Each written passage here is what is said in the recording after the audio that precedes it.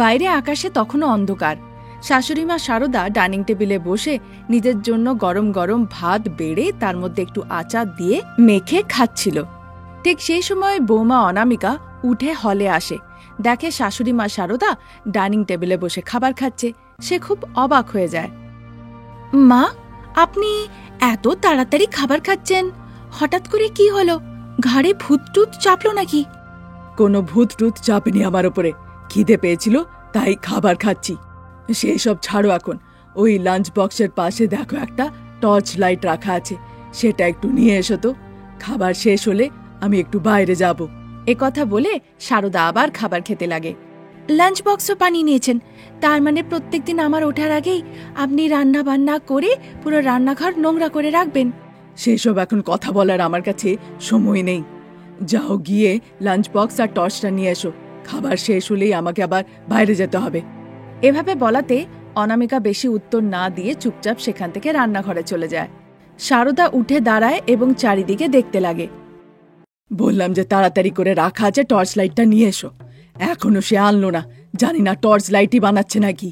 প্রত্যেক দিনের জন্য সুদখোরদের হাতে আমি ধরা পড়ে যায়। ও বৌমা, কোথায় গেলে? এভাবে সে বলে। ততক্ষণে বৌমা অনামিকা গরম গরম লাঞ্চ বক্স আর টর্চ লাইট নিয়ে সেখানে এসে হাজির হয়।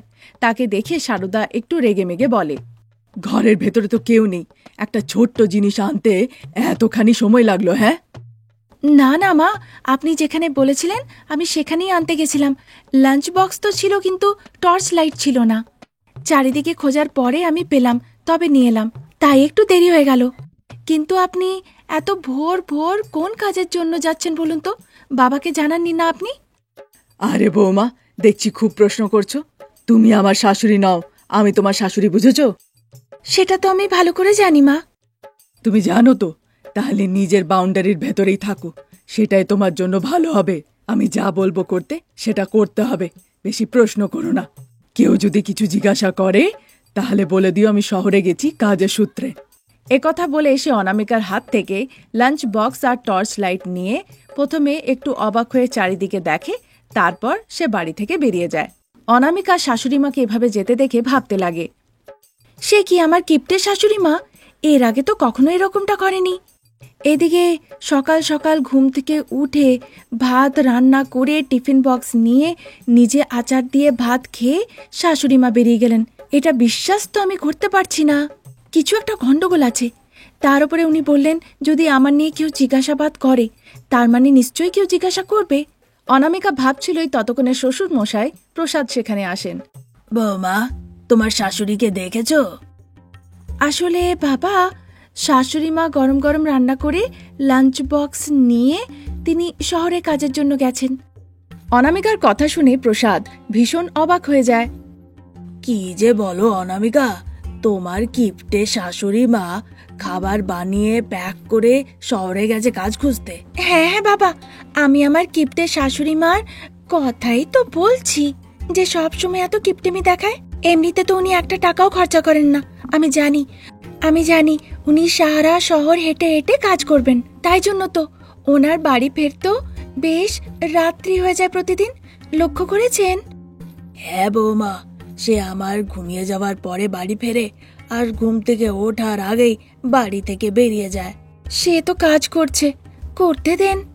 এমনিতেও আমার মনে হয় না তোমার কিপ্টে শাশুড়ি মা শহরে যাচ্ছেন কাজ করার জন্যে আর সেখান থেকে হেঁটে হেঁটে ফিরছেন। আমারও তো তাই মনে হচ্ছে বাবা। যাবার সময় বলে গেলেন যদি কেউ এসে জিজ্ঞাসা করে তাহলে বলে দিও যে আমি শহরে গেছি কাজের সূত্রে।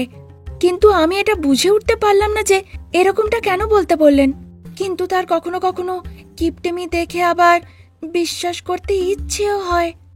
ছাড়ো বৌমা, যে গেছে তাকে যেতে দাও। আমার জন্য একটা গরম কফি নিয়ে এসো তো। এক্ষুনি আনছি বাবা। কথা বলে অনামিকা কফি আনার জন্য রান্নাঘরে চলে যায়। তখন প্রায় সকাল 10টা বেজে গেছে। প্রসাদ বাড়ির সামনে বসে বসে খবরের কাগজ পড়ছিলেন। গোলদারির দোকানের মনোহর তাদের বাড়িতে আসে। কি ব্যাপার মনোহর, এর আগে তো আমাদের বাড়ি আসোনি? সারদা ম্যাডাম এমন পরিস্থিতি করেছে তাই এলাম। উনি 1 বছর আগে 50,000 ধার নিয়েছিলেন। যখনই জিজ্ঞাসা করি তখনই আজ নয় কাল দেব বলে কথাটাকে এড়িয়ে যাচ্ছেন। এবার বলুন আমি কি করি? কার নিয়ে বলছো? ওই কিপ্টে শাশুড়ি মা সারদার নিয়ে? হ্যাঁ বাবু। কি করে ওই কিপ্টে শাশুড়ি মার ওপরে বিশ্বাস করে 50,000 টাকা দিলে? হ্যাঁ, ঘাড়ে বোধহয় ভূত টুত চেপেছিল, আমার জানি না। এবার আপনি সাহায্য করুন। পরিবার লোকেরা জানতে পারলে যে আমাকে তারা ছাড়বে না। আচ্ছা বেশ মনোহর, সারদা এখন শহরে গেছে, সে ফিরে এলে কথা বলবো। এভাবে বলাতে মনোহর প্রণাম জানিয়ে সেখান থেকে চলে যায়। ততক্ষণে অনামিকা প্রসাদের কাছে আসে। বাবা, জলখাবার হয়ে গেছে, এসে খেয়ে যান। একথা হচ্ছিলই ততক্ষণে চিটফান্ড করা পার্বতী তাদের বাড়িতে আসে। অনামিকা, সারদাকে ডাকো। শাশুড়ি মা তো নেই, শহরে গেছে কাজের সূত্রে। সে বলেছিল 50,000 টাকা সে তোমাকে দিয়ে যাবে আমাকে দেওয়ার জন্য, সেটা একটু দাও তো। কে? আমার কিপ্টে শাশুড়ি? সে আমাকে দেবে 50,000 টাকা? এরকমটা আপনি ভাবলেন কি করে? অনামিকা, তোমার শাশুড়ি গত 1 বছর আগে আমার কাছে 50,000 টাকা ধার নিয়েছিল। সে যে বলল তুমি নাকি এ নিয়ে সব জানো। শোনো পার্বতী, সারদা তো ভীষণ কিপ্টে। সে যে ধার নিয়েছে সে কথা আমরা জানি না, তাকে ফিরে আসতে দাও, কথা বলবো। এভাবে বলাতে পার্বতী সেখান থেকে চলে যায়। প্রসাদ আর রমেশ ডাইনিং টেবিলে বসে জলখাবার খেতে লাগে। বাবা, আমাদের কিপ্টে মায়ের নিয়ে একটা কথা বলতে চাই আমি। তোমারও কি পাওনাদারেদের সাথে দেখা হয়েছিল? সুদখোরদের কথা বলছো তুমি? আরও কত লোক আছে বাবা? গোলদারি দোকানের মনোহর আর চিটফান্ডের পার্বতী। আমার অফিস বয় চন্দনও বাবা। সে বলেছিল বেশি সুদ দেবে, তাই জন্য গত বছর 50,000 টাকা নিয়েছিল। বলেছিল আজ নাকি আমার হাতে টাকা ফিরিয়ে দেবে। আজ অফিসে আমার সম্মান মাটিতে মিশে গেল বাবা। এই কৃপণ মহিলা সবার কাছে এত টাকা নিচ্ছে কেন, আর এত দেরিতে বাড়ি ফিরছে বা কেন? দাঁড়াও, আজকে তাকে বাড়িতে ফিরতে দাও। এদিকে ঘরের মধ্যে এসব চর্চা হচ্ছিল, আর ওদিকে কিপ্টে সারদা গ্রামবাসীদের নজর থেকে পালিয়ে সোজা জঙ্গলে গিয়ে গাছের ওপরে চেপে আরাম করে বসে বসে খাবার খাচ্ছিল। রাত্রিবেলায় বাড়ি ফিরে যখন সে ডাইনিং টেবিলে বসে খাবার খেতে, সে দেখে সব বাসনকোসন খালি পড়ে আছে। ঠিক সেই সময় প্রসাদ, রমেশ আর অনামিকা সেখানে এসে পড়ে। কি বৌমা, তুমি রান্না করনি? আজ সে বাড়িতে আগুনটাও জ্বালায়নি। কেন, গ্যাস শেষ হয়ে গেছে বুঝি? মনোহর, পার্বতী, চন্দন সবাই এসে এত ভালোভাবে খাইয়ে গেছে না, তাই বুঝি বৌমা রান্না করেনি? আগে বলো, যে টাকাটা তুমি ধারে নিয়েছিলে সেটার তুমি কি করেছো? আমি সেই টাকাটাকে ওল্ড এজ পেনশনে ভরেছি। এবার যখন তারা বাড়িতে আসবে তাদেরকে তুমি কি জবাব দেবে? বৌমা, তাদেরকে গিয়ে বলো আমাদের বাড়িতে নেমন্তন্ন আছে, কিপ্টে শাশুড়ি মা ডেকেছে। একথা বলে সারদা সেখান থেকে চলে যায়। ওদিকে তারা একথা বুঝে উঠতে পারছিল না যে কৃপণ শাশুড়ি মা কিসের নেমন্তন্ন খাওয়াবে। ঠিক তার পরের দিন মনোহর, পার্বতী আর চন্দন সারদার বাড়িতে বসেছিল। অনামিকা 3 জনের জন্য 3টে কাগজ এনে তাদের দেয়। ওই কাগজে তোমাদের পছন্দের মাংস, মটন, এগ, ফিশ আরো বিভিন্ন রকমের ভ্যারাইটিস লেখা আছে। তাদের ওপরে গিয়ে তোমরা টিক করে দাও। নেমন্তন্নর সাথে সাথে তোমরা টাকাও পাবে।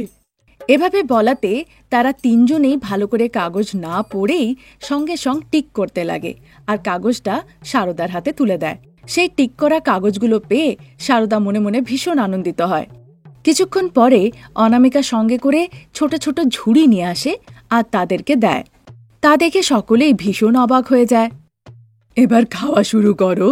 সেই ঝুড়িগুলোকে হাতে নিয়ে তারা যেই না খোলে, সেই একটার থেকে মুরগি বেরিয়ে আসে, অন্যটার থেকে একটা মাছ লাফিয়ে বেরিয়ে আসে, আর আরেকটার থেকে একটা বেড়াল বেরিয়ে আসে। দেখা মাত্রই সকলে ভীষণভাবে ক্ষেপে যায় আর সারদাকে গালাগালি দিতে লাগে। সত্যি আপনারা খুব সরল। আপনারা বিশ্বাস কি করে করলেন যে আমার কিপ্টে শাশুড়ি মা নেমন্তন্ন খাওয়াবে? হ্যাঁ, এবার ইনি নেমন্তন্ন খাইয়ে দিয়েছেন, আপনারা যেতে পারেন। আমাদের টাকা ফিরিয়ে দাও, চলে যাব আমরা। তোমরা বলেছো টাকা পেয়ে গেছি, আর কাগজে টিক মেরে দিয়েছো। একথা বলে টিক মারা কাগজগুলোকে সারদা তাদেরকে দেখায়। তা দেখা মাত্রই 3 জনেই ভীষণভাবে রেগে মেগে সারদার বাড়ি থেকে চলে যায়। তা দেখে কিপ্টে শাশুড়ি ভীষণ হাসে, আর 3 জনকেই বোকা বানিয়ে তাদের 50,000 টাকা সে ঠকিয়ে নেয়। নিজের কৃপণতার কারণে সে কাউকে টাকা ফিরিয়ে দেয় না।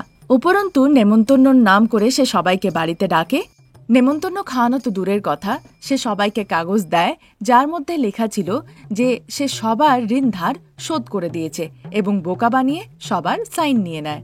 এভাবে সবাইকে ঠকিয়ে সে কাগজে সাইন করিয়ে নেয় এবং নিজেকে ঋণ ধার থেকে মুক্ত করে নেয়। এই ছিল আজকের গল্প। নতুন গল্প নিয়ে আমরা খুব তাড়াতাড়ি হাজির হব। যদি এখনও আপনারা আমাদের চ্যানেলকে সাবস্ক্রাইব করেননি তো নিশ্চয়ই করে ফেলুন। Thank you for watching. সেটা চিকেন বিরিয়ানির সেন্টার ছিল। সেকেন্ড ফ্লোরে বড়লোক বৌমা সিতারা বসে রেগে মেগে নিজের দাঁত কটকটাচ্ছিল। অনামিকার এত সাহস! ছোট বৌমা, তার উপরে গরিব। যা রান্না করতে বলি সেটা মোটেও সে করে না, আমার একটা কথাও শোনে না। আজ যদি আমি না আটকাতাম তাহলে অনামিকার একটা দাঁতও থাকতো না। এই ভেবে সে টেবিলের ওপরে জোরে একটা প্রহার করে। সেই টেবিলের প্রহারের শব্দ শুনে আশেপাশে যত লোক ছিল তারা অবাক হয়ে সিতারাকে দেখতে লাগে। সিতারা তাদের দিকে রেগে মেগে দেখে বলে, হোয়াট, কি হয়েছে? এভাবে কেন দেখছো? আমি কোনো জানোয়ার নাকি যে সার্কাস থেকে পালিয়ে গেছে তাকে এভাবে দেখছো? খাও। এভাবে সে জোরে চিৎকার করে বলে। আশেপাশের লোকেরা যারা তাকে দেখছিল তারা ভাবে নিশ্চয়ই এ কোনো বদ্ধ পাগল। সিতারা আরো ভীষণভাবে রেগে যায়।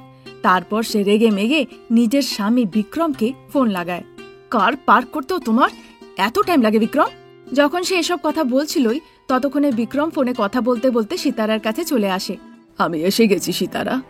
বলতে বলতে সে টেবিলের কাছে চলে আসে। ওদিকে মেসের একটা টেবিলে গরিব বৌমা অনামিকা নিজের 2 বাচ্চা হরিশ আর ভাবনার সাথে বসেছিল আর বসে বসে চুপচাপ চোখের জল ফেলছিল। ঠিক সেই সময় তার স্বামী রমেশ সেখানে আসে। সে অনামিকাকে চোখের জল ফেলতে দেখে। প্লিজ অনামিকা, এখন আমরা বাড়ির বাইরে, তুমি এভাবে কাঁদলে সবাই ভাববে আমি ভিলেন। দেখো তো একবার বাচ্চারা মনে কত কষ্ট পাচ্ছে। মা প্লিজ তুমি কেঁদো না। মা, আমার খুব খিদে পেয়েছে। এভাবে অনুরোধ করাতে অনামিকা নিজের চোখের জল মোছে। তারপর রমেশ, বাচ্চাদের খিদে পেয়েছে, তুমি খাবার অর্ডার করে দাও। ঠিক আছে অনামিকা, মিলস অর্ডার করছি, তাদের সাথে সাথে আমাদেরও খাওয়া হয়ে যাবে। আমার কিছু চাই না, আমার খিদে পাইনি। তোমার রাগ হচ্ছে, রাগ করো। তোমার রাগ দেখা বেড়াচ্ছে, আমাকে দেখাও। খাবারের ওপরে কেন দেখাচ্ছ? কিছু খেয়ে নাও। যদি কিছু কথা বলার আছেই সেটা আমরা পরে চর্চা করব। আর কি বলার আছে তুমিই বলো না। ওই বড়লোক বৌমা আমাকে ওই বাড়িতে টিকতে দিচ্ছে না। ঠিক আছে, আমি বাচ্চাদেরকে নিয়ে আমার বাপের বাড়ি চলে যাব। যদি তুমি বাচ্চাদেরকে নিয়ে বাপের বাড়ি চলে যাও তাহলে আমার কি হবে অনামিকা? আমি বাচ্চাদেরকে ছাড়া কি করে থাকবো? তোমার মা আছেন, বড়লোক বৌদি আছে, তারা আমার থেকে বেশি ভালো রান্না করে। তুমি তাদের হাতে রান্না খাও আর সুখে জীবন কাটাও।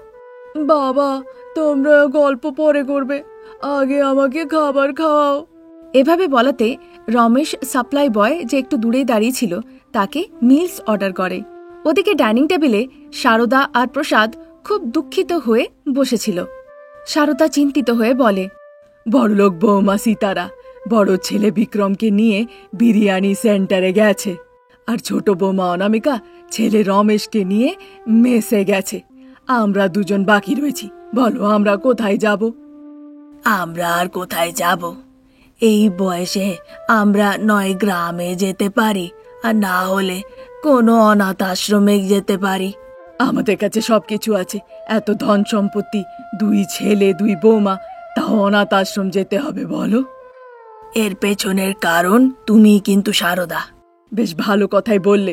বিক্রম বলছে আমি, রমেশ বলছে আমি, এখন তুমিও বলছে আমি। আমি এই সব কিছুর পেছনে কারণ। তুমি 2 বৌমার মধ্যে পার্থক্য করেছো। বড় বৌমা বড় লোক, ছোট বৌমা গরিব। দুজনে আমাদের বাড়িতে এসেছে, তাই এই বাড়িতে যা রান্না হবে, যেমন ভাবে থাকা হবে সবাইকে থাকতে হবে, আর তা না হলে। এর আগে প্রসাদ আর কিছু বলতো, তার আগেই শারদা ঢুকে মধ্যখানে বলতে লাগে, আচ্ছা বেশ, আজ থেকে আমি নিজেকে শোধরাবো। ফোন করে সবাইকে বলো বাড়ি ফিরে আসতে। আমরা এখানে সবার খাবার টেবিলে অপেক্ষা করছি। ঠিক আছে শারদা, তুমি গিয়ে আমাদের জন্য কিছু রান্না করো। আমি রান্না করব না, আমিও দেখি আমাদের ছেলে বৌমা বাইরে গেছে, আমাদেরকে মনে করে তারা আমাদের জন্য কিছু আনে কিনা। আর যদি সত্যি তারা কিছু না আনে তাহলে কি পরিস্থিতি হবে? তখন আমি তাড়াতাড়ি করে কিছু একটা রান্না করব। এ কথা শুনে প্রসাদ আর কিছু না বলে চুপচাপ বসে থাকে।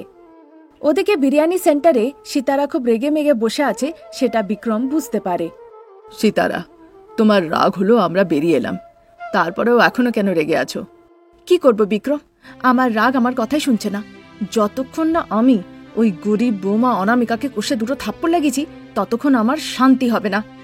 অনামিকার উপরে হাত তোলার কি প্রয়োজন? তুমি নিজের পছন্দের রান্না করে তারপর সেটা খেয়ে নাও। যদি ওই ঘরে আমাকেই নিজের পছন্দের রান্না করতে হয়, তাহলে ওই ঘরে অনামিকা কেন আছে বিক্রম? তুমি একটা কথা ভুলে যাচ্ছ সিতারা, অনামিকাও তোমার মতন ওই বাড়ির বৌমা। যেরকম ভাবে তুমি এসেছো সেরকম ভাবে সেও এসেছে। তোমরা দুজনে কাজ ভাগ করে একসাথে করো। অনামিকাকে শুধু করতে বললে সেটা কি ঠিক হবে? আমি বড়লোক বাড়ির মেয়ে বিক্রম। তাহলেও তুমি বাড়ির বৌমা তো। আচ্ছা, তাহলে যখন তুমি ডাইনিং টেবিলে বসে খাবার খাচ্ছিলে আর আমার অপমান হয়, সেটা তোমার খারাপ লাগেনি? এখন অনামিকা সব কাজ করছে বলে তোমার খুব মনে কষ্ট হচ্ছে? এটাই যদি হয় তাহলে আমি আমার বাপের বাড়ি চলে যাচ্ছি। উফ সিতারা, এই তোমার সাথে একটা ব্যাপার, ভালোর জন্য কতই বলো না কেন তুমি সেটা খারাপই বোঝো। সব কথার পেছনে তুমি শুধু দোষ খুঁজতেই থাকো। বিক্রমের এভাবে বলাতে সিতারা কোনো উত্তর না দিয়ে নিজের মোবাইল ফোনটা নিয়ে সেখান থেকে চুপচাপ চলে যায়। বিক্রম ভীষণভাবে রেগে যায়, কিন্তু সে আর কি বা করবে, তাই সে চুপচাপ তার পিছু পিছু যায়। ওদিকে মেশে মা অনামিকা ছেলে হরিশকে খাবার খাইয়ে দিচ্ছিল, আর বাবা রমেশ মেয়ে ভাবনাকে খাইয়ে দিচ্ছিল। অনামিকা, রিপিট করতে বলবো নাকি? বলে দাও, আমার ভীষণ খিদে পেয়েছে, পেট যেন গুড়গুড় করে উঠছে। তার কথা শুনে রমেশ সাপ্লাই বয়কে রিপিট করতে বলে। তারপর কিছুক্ষণ পরে সাপ্লাই বয় মিলস নিয়ে হাজির হয়। হ্যাঁ গো, বাড়িতে যে মা বাবা এখনো কিছু খায়নি হয়তো, তাদের জন্য 2টো মিলস পার্সেল করিয়ে নাও। ঠিক আছে অনামিকা, তোমার মধ্যে এটাই তো আমার খুব ভালো লাগে। তারপর তারা 2টো মিলস পার্সেল করিয়ে নেয় আর অটোতে বসে সবাই বাড়ির দিকে রওনা দেয়। ওদিকে হলে সোফায় বসে সারদা আর প্রসাদ অপেক্ষা করছিল। সিতারা আর বিক্রম চুপচাপ বাড়ি ঢোকে, আর রমেশ অনামিকা বাচ্চাদের সঙ্গে হাতে 2টো পার্সেল নিয়ে বাড়ি ঢোকে। তা দেখে সারদা আর প্রসাদ ভীষণ আনন্দিত হয়। দাদু, আমরা মেস থেকে তোমাদের জন্য খাবার এনেছি। ঠাম্মা, তোমার জন্য এনেছি, খেয়ে নাও। একথা শুনে সারদা আর প্রসাদের চোখ দিয়ে জল গড়িয়ে আসে। মা, আমি এই ঘরে অনামিকার সাথে একদম থাকতে পারবো না, আমি আলাদা থাকতে চাই। তার এই কথা শুনে সকলেই খুব অবাক হয়। সারদা, প্রসাদ, বিক্রম, রমেশ, বাচ্চারা সবাই সিতারাকে বোঝায়, কিন্তু সে কারো কথাতেই কান দেয় না। সে এই কথাতেই দাঁড়িয়ে থাকে। সে চাইছিল যেন এই বাড়িটির 2 ভাগ হয়ে যায়। তারপর বাড়িটি 2 ভাগে ভাগ হয়। সারদা, প্রসাদ, রমেশ, অনামিকা বাচ্চাদের সাথে আনন্দে জীবন কাটাতে লাগে। তারপর শীতকাল নেমে আসে। বাইরে তুষার বৃষ্টি হচ্ছিল। বড়লোক বৌমা নিজের দামি রান্নাঘরে গ্যাস স্টোভে রান্না করছিল, আর ওদিকে গরিব বৌমা অনামিকা কাঠের আগুনে বাড়ির সকলের জন্য রান্না করে। তা দেখে সিতারা ঠাট্টা করে বলে, সুস্বাদু খাবার খাওয়ার জন্য ভাগ্য হওয়া চাই। যখন সে বলে, তাকে সারদা, প্রসাদ, রমেশ বাচ্চারা সবাই দেখতে লাগে। শাশুড়িমা, শ্বশুরমশাই, আপনারা এখনো এই সাইডে আসতে পারেন। এখানে গরম গরম chicken curry, chicken fry, chicken leg piece, আহা, কত সুস্বাদু খাবার। আর ওখানে আপনার বৌমা অনামিকা সেই জ্বালিয়ে পুড়িয়ে খাওয়াচ্ছে হয়তো। না বৌমা, আমরা আসতে পারবো না। যেদিন তোমরা শুধু নিজেদের কথা ভেবেছিলে, সেদিনই বুঝেছিলাম আমাদের কথা কখনোই ভাববে না। সেদিন উৎসাহে ছিলাম তাই ভুলে গেছিলাম, আজকে কিন্তু ভুলবো না। না না বৌমা, আমরা ওদিকে যেতে পারবো না। এভাবে বলার পরে সিতারা গিয়ে আনন্দে রান্না করা মাংস খেতে লাগে। এদিকে গরিব বৌমা অনামিকা কষ্টের সাথে যাই রান্না করুক না কেন, সবাই আনন্দে সেটা খায়। এভাবেই দিন কাটছিল। একদিন বড়লোক বৌমা সিতারার শরীরটা খুব একটা ভালো ছিল না, বিছানায় শুয়েছিল। সারদা আর অনামিকা বাইরে গেছিল, রমেশ আর প্রসাদ কাজে গেছিল। হরিশ আর ভাবনা এই ব্যাপারটা জানতে পারে। তখন তারা একটা থালায় খাবার নিয়ে সোজা সিতারার কাছে যায়। ভাবনার সাথে খাবার জলও নিয়ে যায়। বড় জেঠি, ও বড় জেঠি, এই নাও, তুমি একটু খাবার খেয়ে নাও। হ্যাঁ জেঠিমা, দাদা খাবার নিয়ে এসেছে আর আমি জল এনেছি। অতি কষ্টে সে উঠে বসে। তারপর হরিশ আর ভাবনাকে এভাবে খাবার আনতে দেখে তার চোখ দিয়ে জল গড়িয়ে আসে। হরিশ আস্তে আস্তে করে সীতারাকে খাবার খাইয়ে দেয়, ভাবনা জল খাইয়ে দেয়। এই সব কিছু দেখে বিক্রমের চোখ থেকে আনন্দের জল বেরিয়ে আসে। ক্ষমা করে দিও আমাকে বাচ্চারা, আজ পর্যন্ত তোমার এই জেঠি তোমাদেরকে কখনো ভালোবাসেনি, কিন্তু তোমরা এত ভালোবাসা দিলে। সীতারা নিজের ভুলটা বুঝতে পারে। তারপর ওই বাড়িটি যেটাকে সে 2 ভাগে ভাগ করেছিল আবার 1 করে দেয়। সীতারা নিজের ভুল বুঝে নিজেকে শুধরে নেয়। তারপর থেকে পুরো পরিবারের সাথে একসাথে মিলেমিশে সীতারা নিজের জীবন কাটাতে লাগে। আজ এই পর্যন্ত। নতুন গল্প নিয়ে আবার হাজির হব। নমস্কার।